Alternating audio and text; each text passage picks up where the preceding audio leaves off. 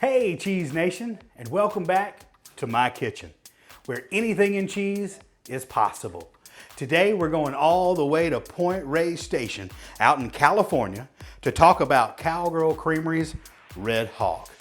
This is a beautiful cheese. I've been in love with it for a long time.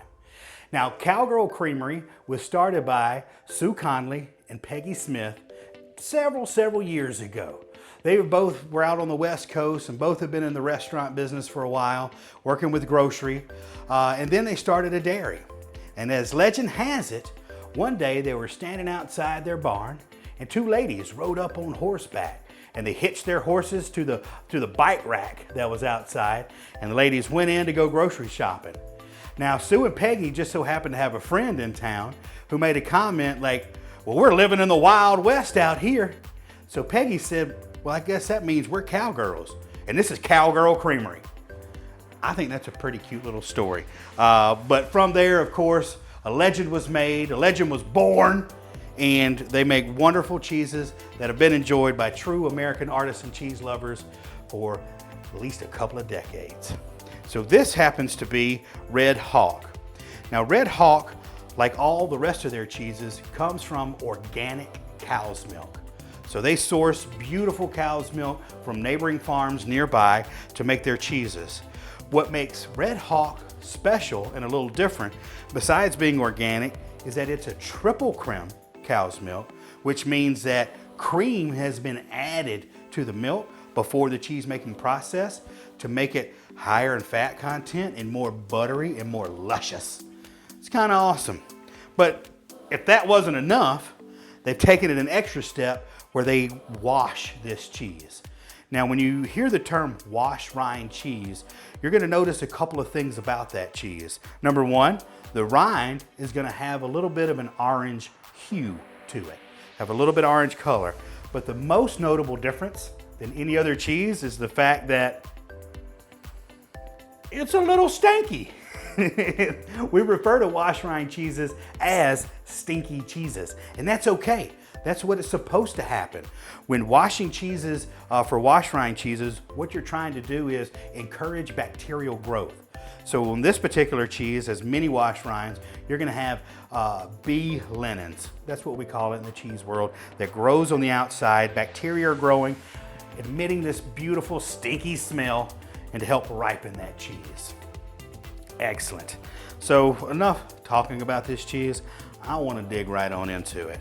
So I'm gonna give this just a little slice, and you'll see that, it being wash rind, again, it's still a soft ripened cheese, but it has a beautiful looking texture to it. I can start to see a bit of a cream line come around that rind. Unctuous, buttery, pervasive. Those are just a few words that come to mind. Now, when eating this cheese, because it's a triple crème and it has a higher butter fat, it melts in your mouth like butter. It is absolutely amazing. And a true nature of a wash rind cheese, and an example like this, is that the cheese I don't find is ever quite as strong in taste as it is strong in smell. So don't ever be fooled by that. Some of you that's never tried a wash rind, it's okay, give it a shot. It tastes much milder than the smell lets on. So for a pairing, again, because this is a softer cheese, we've got here from Rustic Bakery, their sourdough crisp flatbread. I think it's nice because what we want to do here is add just a little bit of texture, and the flatbread is also going to add more buttery notes to the butter flavor in the cheese because it's a cracker. But that's all words until we try it.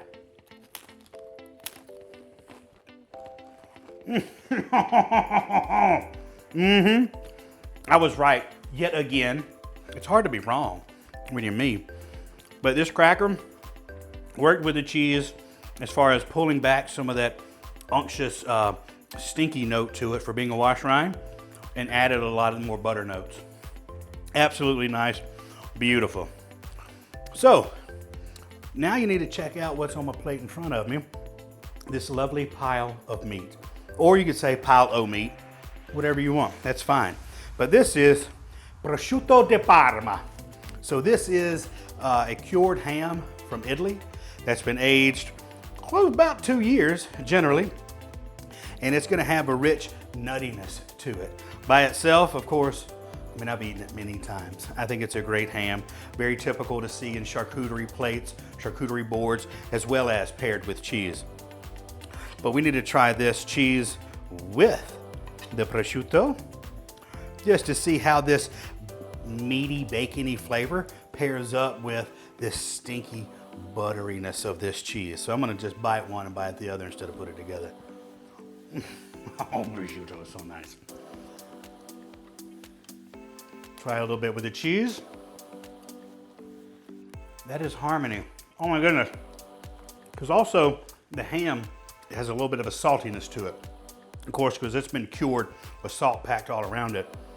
And I find that it's really hitting that butter and taking it up to notes of really like salted butter. And it really pulls that wash rind flavor almost completely out. That is a sublime pairing. Oh my gosh. Now I've got all this cheese and meat and cracker in my mouth. I need something to wash it down with. So I've got a milk stout, something that I think is gonna pair well with the cheese, but I'm gonna take a little drink before I dig back down in that cheese. Oh, that's nice. Oh, that's nice. So let's see with this milk stout, we're gonna have a little bit more kind of like chocolate notes to it. So this is kind of, I'm gonna see how this works.